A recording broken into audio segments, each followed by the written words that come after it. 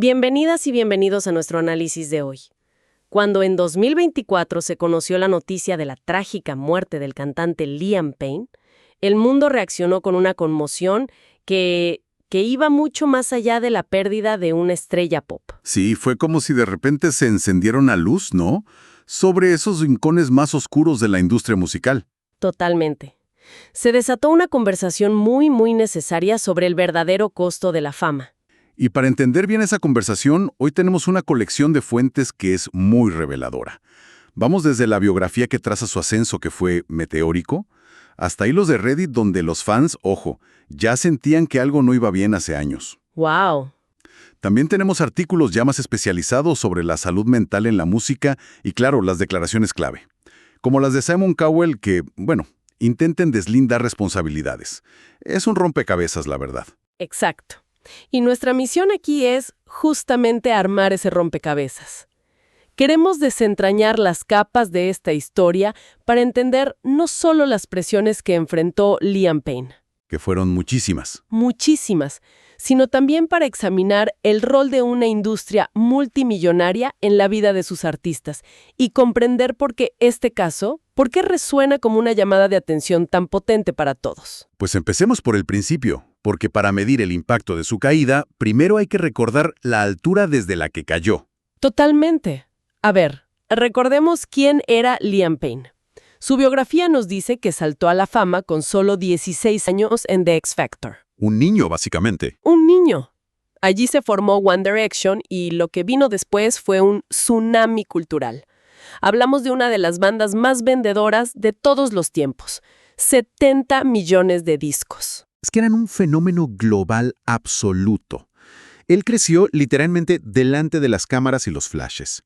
Pasó toda su adolescencia y su juventud siendo una figura pública. Claro. Y cuando la banda entra en esta pausa, en 2016, él sigue esa trayectoria como solista, vendiendo millones de sencillos, colaborando con artistas enormes como J Balvin.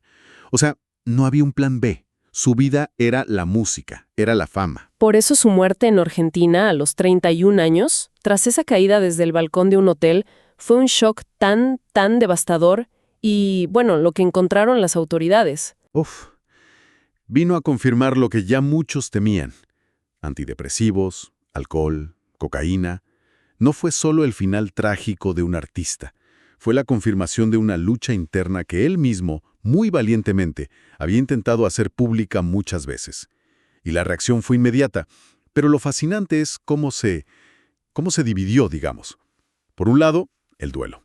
La familia desconsolada, sus excompañeros de One Direction pidiendo tiempo en una declaración conjunta. Claro, lo esperado. Exacto. Músicos con experiencia en esa misma maquinaria, como Robbie Williams, lamentaron su muerte, pero inmediatamente apuntaron a las presiones de la industria y de los medios. Pero por otro lado, y esto a mí me parece lo más significativo, la tragedia se convirtió en un catalizador para la acción. Los 5 álbumes de One Direction volvieron a las listas de éxito, sí, pero surgió algo mucho más profundo. ¿La petición de los fans? La petición. Una petición para impulsar la ley de Liam. ¿Y qué pedía exactamente esta ley? Porque no era un simple homenaje, ¿verdad? Para nada. Las fuentes detallan que exigía protecciones de salud mental concretas y, sobre todo, obligatorias para los artistas. Chequeos psicológicos regulares, periodos de descanso forzosos entre giras y promociones, justo. Y un deber de cuidado más claro por parte de los sellos discográficos. En apenas 5 días acumuló más de 68,000 firmas. ¡Wow! Eso te dice algo muy potente sobre el público de ahora, ¿no? Ya no es un consumidor pasivo. No, para nada. La gente empezó a preguntarse, ¿qué parte de responsabilidad tenemos nosotros? ¿Y qué parte tiene el sistema que nos vende esta música? Ya no es solo consumir el arte, es cuestionar la ética de cómo se produce ese arte. Y esa pregunta nos lleva directo al corazón del asunto, a las luchas personales de Liam. Porque nada de esto salió de la nada. Él fue increíblemente abierto sobre sus problemas, lo que hace que todo sea aún más trágico. Sí, aquí es donde la historia se vuelve dolorosamente humana. Hay un artículo de Laya Recovery, que es un centro especializado en adicciones, que recopila sus propias palabras a lo largo de los años. Payne habló sin tapujos de ansiedad, de abuso de sustancias y quizás la frase más desgarradora de todas, de sentir una especie de muerte interna durante los años más álgidos de One Direction. Esa frase, muerte interna, es que es increíblemente dura. Y pensar que lo decía mientras vivía lo que para millones era un sueño hecho realidad. Claro. Estadios llenos, éxito global, adoración. Te habla de una desconexión brutal entre la imagen pública y la realidad privada. Y esa desconexión, la gente la notaba. Hay un hilo de Reddit de hace varios años, mucho antes de su muerte, que es escalofriante leerlo ahora. ¿Qué decía? Un usuario comentaba, así muy simple, Liam Payne parece tan perdido. Y otros respondían recordando entrevistas donde se le veía ido, con respuestas incoherentes o desviándose del tema por completo. Las señales estaban ahí, a la vista de todos, pero se normalizaban como excentricidades de famoso, ¿no? Justo, hay una anécdota en particular que él mismo contó en una entrevista que creo que lo resume todo. Hablaba de que para hacer una sesión de fotos sin ropa necesitaba beber alcohol. Sí, la recuerdo. Al principio suena a nervios, a timidez, pero si lo analizas un poco, suena a una situación de coerción, a tener que anular una parte de ti para cumplir con una exigencia profesional. Es que no son solo nervios, es la sensación de que tu cuerpo no te pertenece, de que es parte del producto que hay que vender.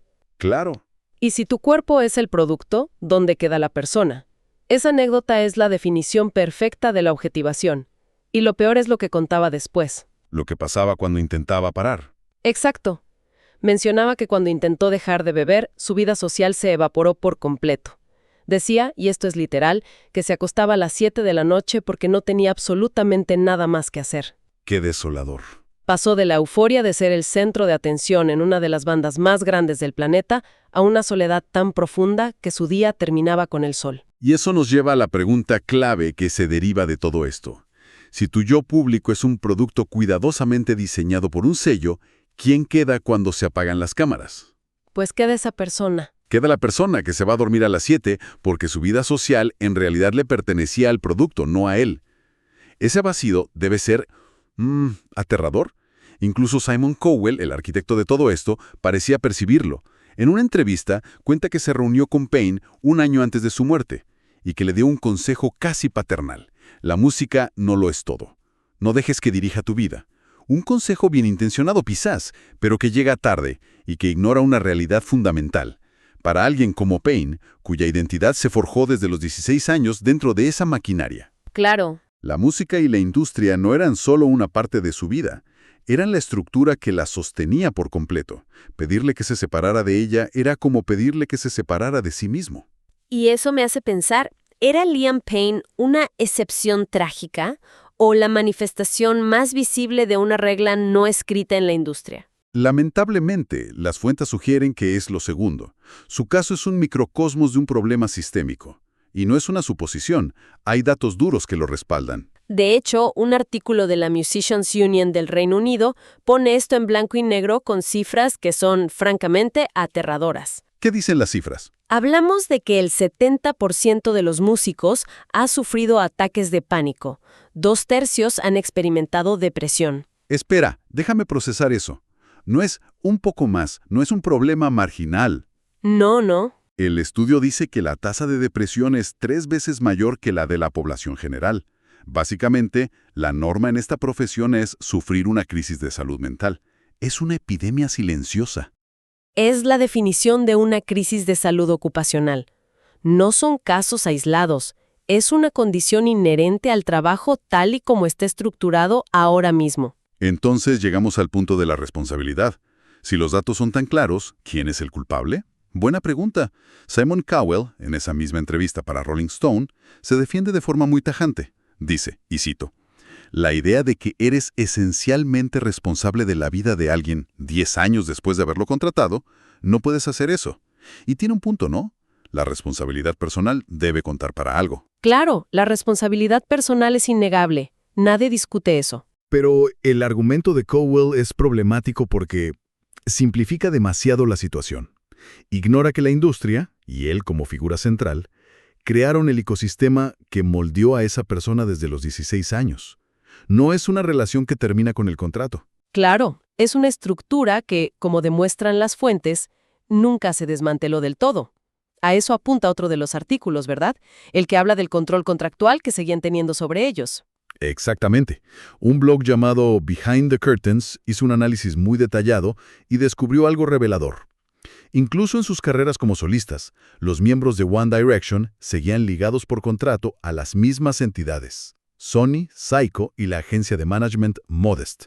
O sea, no eran realmente libres. Para nada. El artículo menciona la existencia de cláusulas de limpieza. ¿Qué significa eso en la práctica? Significa que el sello tiene el derecho contractual de controlar casi cualquier aspecto de tu vida que pueda afectar a la marca, desde con quién te ven en público hasta obligarte a pedir disculpas por un tuit polémico. Es un control de daños, preventivo y perpetuo. Básicamente, firmas un contrato para no tener una vida privada real. El autor lo resume de una forma muy cruda. Se les trata como productos y no como personas. Y cuando unes esa frase a la anécdota de Liam necesitando alcohol para una sesión de fotos, todo encaja de una manera terrible. Y esta idea la refuerza una fuente académica, un artículo de investigación del NIH, los Institutos Nacionales de Salud de Estados Unidos. Que no es cualquier cosa. No. Y es muy claro. Identifica a los músicos como un grupo ocupacional de alto riesgo de suicidio. Y detalla los factores de estrés psicosocial que son, digamos, endémicos de esa profesión. ¿Qué tipo de factores menciona? Pues cosas que para el resto de nosotros son manejables, pero que para ellos son crónicas. Horarios de trabajo completamente irregulares que destrozan los ritmos de sueño. Inestabilidad financiera constante, incluso para artistas de éxito. El aislamiento profundo durante las giras. Justo. Y una presión brutal por mantenerse relevante en una industria que devora talentos. Y sobre todo, un deber de cuidado que es muy difuso. Como la mayoría son autónomos, nadie se siente el responsable final de su bienestar. Es la tormenta perfecta. Tienes a individuos a menudo predispuestos a la ansiedad o la depresión, y los colocas en un entorno laboral que no solo no mitiga esos riesgos, Sino que los multiplica exponencialmente. y hay un dato en ese estudio del NIH que me parece fundamental y muy revelador. Destaca la altísima tasa de suicidio en mujeres músicas, que es desproporcionadamente mayor en comparación con la población femenina general. Eso es muy significativo, porque en la población general, los hombres tienen tasas de suicidio más altas. Exacto. ¿Y qué nos dice eso? Pues sugiere que las presiones de la industria musical son tan extremas y tan tóxicas que anulan los factores de protección de género que vemos en otros ámbitos de la sociedad. La industria no solo crea estrellas, crea condiciones de riesgo tan extremas que alteran patrones sociales establecidos. Es un entorno de una dureza. Excepcional. Entonces, al final de este análisis, todas las piezas encajan. La muerte de Liam Payne no fue un incidente aislado ni la consecuencia de una sola mala decisión. No, fue la trágica culminación de unas luchas personales muy reales, magnificadas por un sistema industrial que parece, por momentos, implacable. Las fuentes nos dejan claro que, si bien la responsabilidad individual siempre está presente, existe una responsabilidad sistémica que ha sido convenientemente ignorada durante demasiado tiempo. Se ha romantizado la idea del genio torturado para vender discos, sin atender a la tortura real que sufrían esas personas. Y en ese sentido, la conversación que su muerte ha provocado es quizás su legado más importante. Desde la ley de Liam que impulsan los fans, hasta los debates internos en la industria. Son pasos necesarios, aunque terriblemente tardíos. Sí. Su historia nos obliga a todos a mirar más allá de los titulares y a cuestionar las estructuras que sostienen el entretenimiento que tanto disfrutamos. Es un llamado a redefinir la relación entre el creador y la industria, y también entre el público y el artista. Exige un nuevo paradigma donde el bienestar de la persona no sea un lujo, sino una condición indispensable para la creación de su arte. Y esto nos deja con una reflexión final, una pregunta para llevarse. La próxima vez que escuchemos una canción que nos emocione o veamos a un artista en la cima del mundo, deslumbrante bajo los focos, quizás valga la pena preguntarse no solo por la belleza del arte que nos entregan, sino también por el precio invisible que podrían estar pagando para poder crearlo.